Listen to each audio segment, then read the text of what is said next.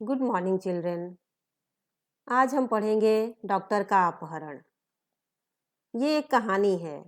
इस कहानी के लेखक है डॉक्टर हरिकृष्ण देवसरे।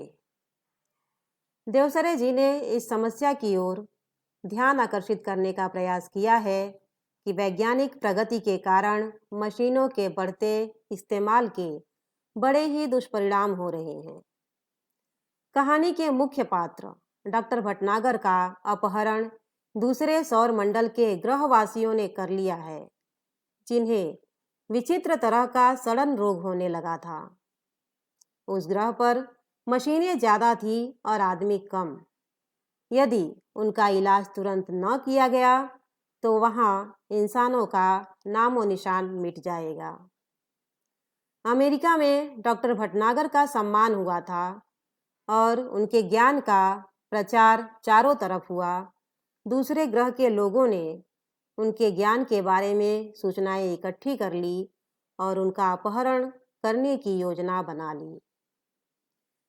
इनकी बीमारी जब तक ठीक नहीं होती तब तक ये लोग यानी दूसरे ग्रह के लोग डॉक्टर साहब को पृथ्वी पर नहीं छोड़ेंगे और डॉक्टर साहब चाहेंगे तो भी नहीं आ पाएंगे।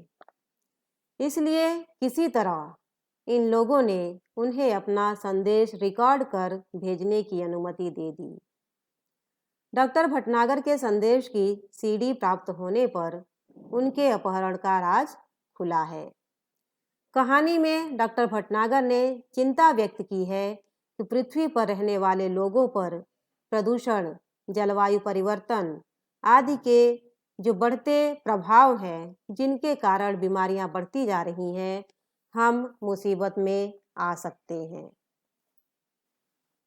कुछ महीनों पहले ही डॉक्टर भटनागर के अचानक लापता हो जाने का समाचार चारों तरफ फैल गया, लेकिन उनके बारे में कुछ भी पता नहीं चला। हुआ ये था कि एक रात को लगभग 2 बजे उनके घर की कॉल बेल बज उठी। आदत के अनुसार डॉक्टर भटनागर उठ गए, लेकिन उनकी पत्नी बिस्तर पर ही पड़ी रही, क्योंकि वो जानती थी कि ऐसा कई बार होता है, अक्सर होता ही रहता है। जब भी कोई सीरियस मरीज आता है तो चौकीदार उन्हें उठाने आ जाता है। अगर किसी को घर बुलाकर ले जाना होता है तो भी आकर उन्हें जगा देता है। डॉक्टर भटनागर मरीजों की सेवा करना अपना परम कर्तव्य समझते थे, इसलिए कभी किसी की बात का बुरा नहीं मानते, बल्कि तुरंत उठकर चले जाते थे। कोई उन्हें फीस दे या न दे, कभी उन्हें चिंता न थी। उस रात भी वो सहज ही उठे, गाउन पहने ही दवाइयों का बैग उठाकर लेकर चले गए। कपड़े भी नहीं बदले, जो पहनकर सोए थे उसी में आगे बढ़ गए। आमतौर पर यह होता है कि 1-2 घंटे में डॉक्टर साहब वापस आ जाते हैं, लेकिन उस दिन सवेरा हो गया लेकिन वापस नहीं आए। उन्हें अस्पताल समय पर पहुंचने की आदत है, लेकिन आज आए ही नहीं तो पहुंचेंगे कहां से। जब बहुत देर तक डॉक्टर साहब वापस नहीं आए तो उनकी पत्नी को बहुत चिंता हुई। पहले पत्नी ने सोचा कि शायद मरीज की हालत बहुत गंभीर हो गई, इसलिए देर लग गई। फिर उनके मन में आया कि हो सकता है कि सीधे अस्पताल ही चले गए हों। लेकिन मरीज जब घर पर उन्हें फिर से पूछने आने लगे, तब उन्हें समझ में आया कि वो तो अस्पताल भी नहीं गए हैं। तब उनकी हैरानी बढ़ गई, आश्चर्यचकित हो गई, चिंता में भी आ गई।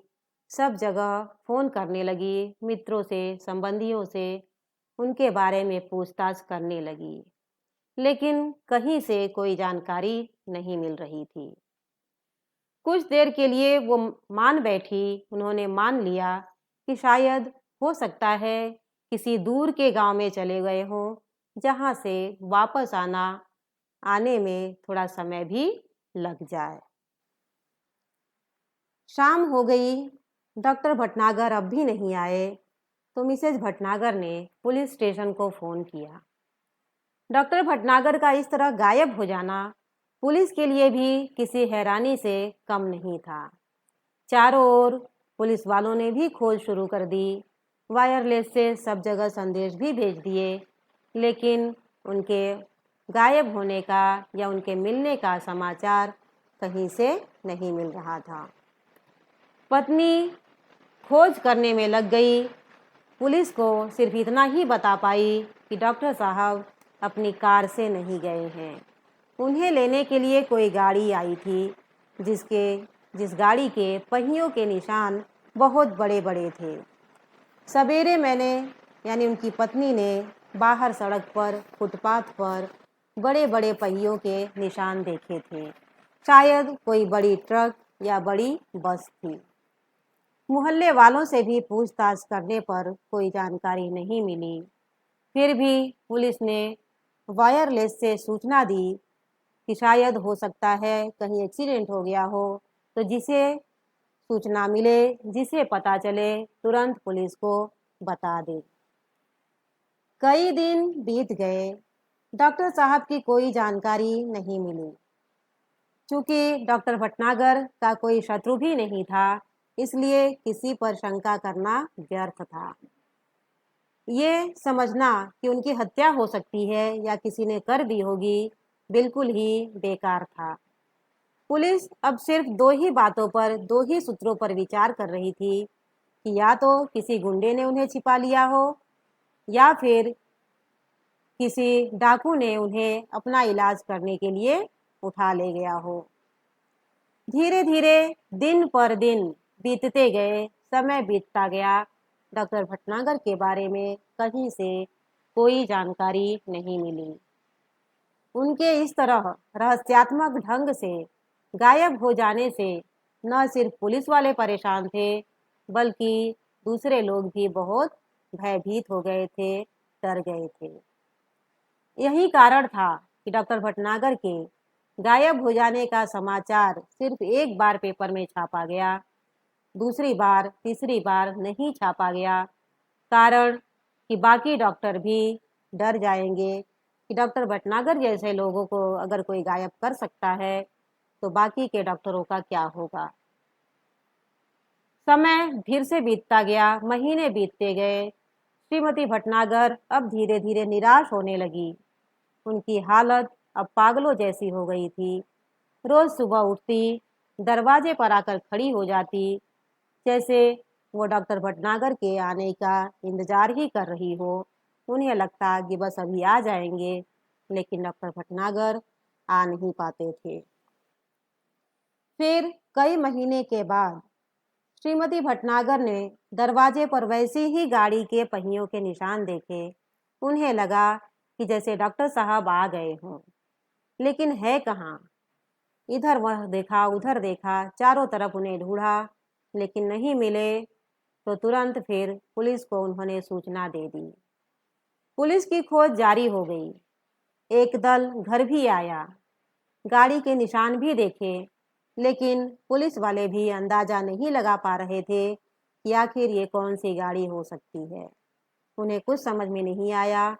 सिर्फ मिला सामने ढूंढने पर एक सीडी, जो एक लिफाफे में बंद थी, जिस पर श्रीमती भटनागर का नाम लिखा हुआ था। पुलिस वालों ने उस सीडी को तुरंत सुनने की व्यवस्था की। जैसे ही सीडी बजी, लोग हतप्रभ रह गए, आश्चर्यचकित रह गए।